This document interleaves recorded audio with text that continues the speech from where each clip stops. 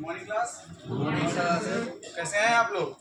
बढ़िया सर। अच्छा, आप लोगों से हावड़ा गर्मी सही आ रही है क्या? मैंने सुना है यहाँ गर्मी ज़्यादा होती है, आने वाले समय में और गर्मी होगी। तो गर्मी लगने में हम लोग किसका उपयोग करते हैं, कोई बताएगा आप में से? कूलर। आप में से बहुत से ज़्यादा मेजोरिटी लोग कूलर बोल रहे हैं। मैम ने एसी भी बोला है, लेकिन मैम हॉस्टल में एसी हम लोग नहीं अफोर्ड कर सकते। तो मैम मान लीजिए आप कूलर यूज़ कर रहे हैं, तो कूलर की वर्किंग को बताएगा आप में से कैसे वर्क करता है? जी बताइए। अरे अरे शांत रहिए, शांत रहिए, प्लीज सुनिए जरा, उनको कुछ बोल रहे हैं जी। जैसे कि एक जाली जाली बना हुआ रहता जी है, उसमें पंखा नीचे और उस पर पानी, यानी फिर इसी तरह से मतलब पानी गिरते रहता है। जी जी जो वो जाली ठंडा रहता है, उसके हवा खींच के बाहर जी, बहुत नॉर्मली आपने बहुत अच्छा कहा जी। बैठ जाइए। जैसा कि सर ने अभी कहा है कि हम लोग कूलर का उपयोग करते हैं, कूलर के अंदर नीचे एक वाटर बेसिन होता है जहाँ पे सारा वाटर एकत्रित होता है। एक पंप के थ्रू हम वो वाटर आस-पास की जो घास होती है उसमें ट्रांसफर करते हैं। आगे लगा हुआ था मेन हमारा फैन, जब भी वो सक्शन करेगा तो पीछे से ठंडी हवा उस पानी से टकराएगी तो ठंडी हो जाएगी और हमें ठंडी एयर मिलेगी, जिससे हमें गर्मी का इफेक्ट खत्म हो जाएगा। द सेम थिंग इंडस्ट्री में जब बड़ी-बड़ी मशीनें होती हैं, चलती हैं, तो वो हीट जनरेट करती हैं। अब उस हीट जनरेट को जब हम हटाना होगा तो कंडेंसर से हटाएंगे, जैसा कि कुछ दिन पहले कशिश मैम ने पढ़ाया था वाटर कूल्ड कंडेंसर। तो उस कंडेंसर में जब हम वाटर का उपयोग करेंगे उस हीट को हटाने के लिए, तो अब उस वाटर को भी हमें ठंडा करना पड़ेगा, क्योंकि हमारे पास अनलिमिटेड वाटर तो है नहीं कि हम बार बार देते रहेंगे। तो सेम वाटर को, लिमिट वाटर को हमें रिसर्कुलेट करना पड़ेगा। तो उस वाटर को ठंडा करने के लिए हम कूलिंग टावर का उपयोग करते हैं। तो आज का हमारा टॉपिक है कूलिंग टावर। तो चलिए शुरू करते हैं बिना किसी बातचीत के।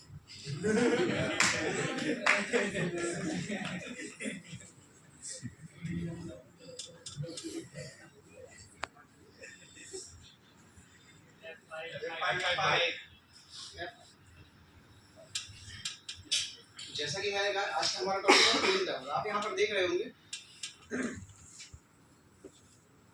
इंडस्ट्री में जो कूलिंग टावर काम करता है, किस तरह से हमारे कंडेंसर से आने वाले वाटर को एक पंप की सहायता से सक किया जाता है और वह वाटर पूरी की पूरी हीट एब्जॉर्ब करके हमारा कूलिंग टावर के इनसाइड जाएगा, जहां हमारे कूलिंग टावर में एटमॉस्फेयर एयर जो हवा से टकराकर अंदर जाएगी और उस वाटर ड्रॉपलेट्स से टकराएगी और उनको ठंडा करके नीचे बेस में भेज देगी।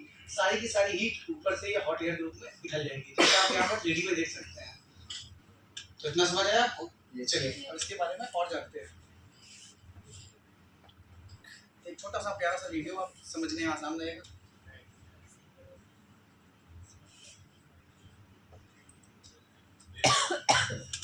Cooling tower. When we see a nuclear power plant, we can easily distinguish the cooling tower.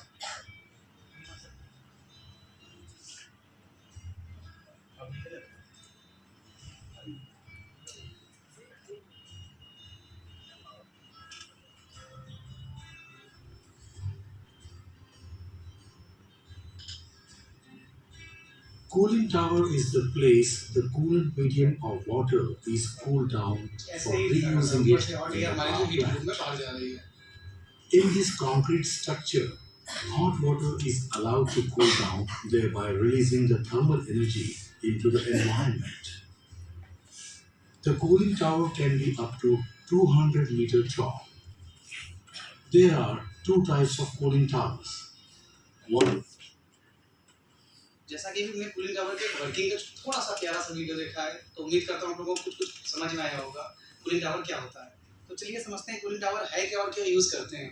तो जैसा कि यहाँ पर लिखा है कूलिंग टावर एक ऐसी संरचना है जो गर्म पानी को ठंडा करने के लिए उपयोग करते हैं, जो कि अभी मैंने बताया। इसको हम हीट एक्सचेंजर भी बोलते हैं। हीट एक्सचेंजर मीन्स जो हमारे हीट का आदान प्रदान एक स्थान से दूसरे स्थान करे, और इसमें गर्म पानी को ठंडा करने के लिए हम वायुमंडलीय यानी जो हमारा एटमॉस्फेरिक एयर है उसका उपयोग करेंगे। यह दो प्रकार के हैं, जैसा कि आपको एक संरचना ये दिख रही है जो आपको nuclear power plant, thermal power plant और बहुत से कोयला पावर जनरेशन प्लांट में आपको देखने को मिलेगा। और ये जो हमारा इंडस्ट्री में यूज़ होता है, जो हमारा मैकेनिकल में आता है, और इसमें हम किसी पंखे या किसी एक्सटर्नल सोर्स के थ्रू इस पानी को ठंडा करेंगे। तो समझते हैं इन दोनों के बारे में। तो इसको समझने से पहले मैं ये समझ रहा हूँ कि इसके कितने भाग होते हैं। अगर हम भाग सीख रहे हैं तो हम इनके प्रकार, इनकी वर्किंग और एवरीथिंग इनके बारे में सीख जाएंगे। तो जैसे कि सबसे पहले हम बात करें तो इनके जो मेन 5 पार्ट हैं, वैसे तो ज़्यादा होते हैं लेकिन हम अभी मेन पे फोकस करेंगे। तो मेन 5 पार्ट है, पहला है टावर। टावर मीन जो इसका स्ट्रक्चर है, जैसे कि कूलिंग टावर का जो मेन स्ट्रक्चर मेजोरिटी देखा जाए तो आयताकार या वर्गाकार ही होता है। अगर हम नेचुरल की बात करें तो वहाँ कहीं एक कोनिकल शेप में दिखाई जाएगा। फिर हम बात करते हैं इसके नीचे लगे हुए फैन की, जो कि फोर्स में लगा होता है। इसमें कूलिंग टावर को खींचने और हवा जो जाती है उसके अंदर तो गर्म पानी को ठंडा करने के लिए जाती है।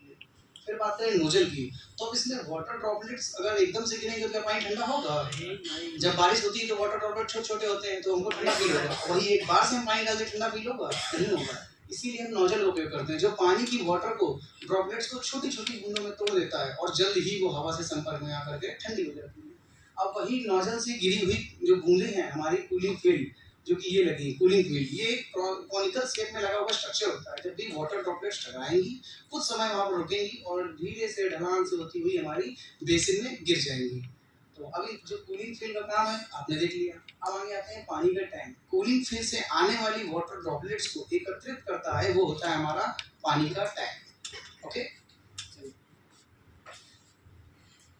जब हम देखते हैं हमारा कितने प्रकार का होता है, जैसा कि मैंने कहा कि आज हम पढ़ रहे हैं कूलिंग टावर, जो हमारा मेजोरिटी दो प्रकार का होता है, मैकेनिकल कूलिंग टावर और natural cooling tower. Natural cooling tower नाम में ही उसके नेचुरल है, यानी प्राकृतिक हवा का उपयोग करेगा, नेचुरली होगा, कोई एक्सटर्नल सोर्स नहीं। मैकेनिकल में भी नाम में दिख रहा है मैकेनिकल, यानी आप कुछ मैकेनिकल युक्तियाँ दिखेंगी, कुछ पावर सप्लाई होंगी, कुछ मोटर्स होंगी। ये कितने प्रकार का है? ये दो, इंड्यूस्ड ड्राफ्ट और फोर्स वाला। तो चलिए इनके बारे में देखते हैं। Natural draft cooling tower. Natural draft cooling tower एक ऐसा कूलिंग टावर है जो नेचुरल एयर का उपयोग करता है। इसमें क्या होगा कि हम पानी की जो वाटर ड्रॉपलेट छोटे छोटे रूप में तोड़ देंगे और जैसे ही वो वाटर ड्रॉपलेट्स ऊपर से नीचे गिरेंगी तो एक कलेक्शन टैंक में जाएंगी। इस प्रक्रिया में पानी को ठंडा करने के लिए हम कोई किसी भी प्रकार का पंप, किसी भी प्रकार की मोटर का उपयोग नहीं करेंगे। इसमें हम करेंगे नॉर्मली नेचुरल एयर का। इसी वजह से इसका नाम भी है नेचुरल ड्राफ्ट कूलिंग टावर। यह आकार में बड़े होते हैं और यह बड़े बड़ी जगह पर यूज़ होते हैं, जैसे कि मैंने बताया थर्मल पावर प्लांट, कोयला पावर जनरेशन।